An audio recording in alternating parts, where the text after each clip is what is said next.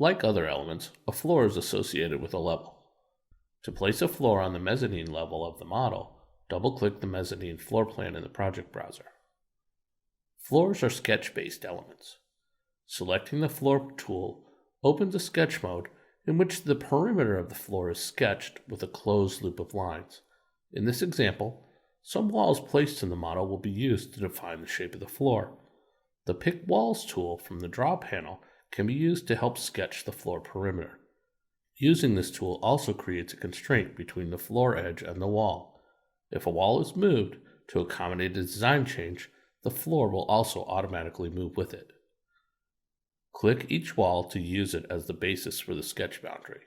The parallel lines shown near the sketch line of the floor indicate the span direction of the floor. In this case, the floor is a generic floor, so the span direction is not critical.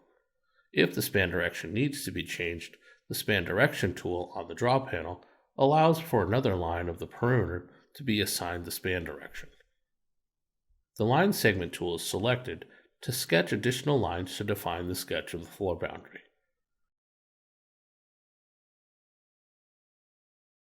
The Trim tool is then used to finish cleaning up the sketch, forming a closed loop boundary for the floor.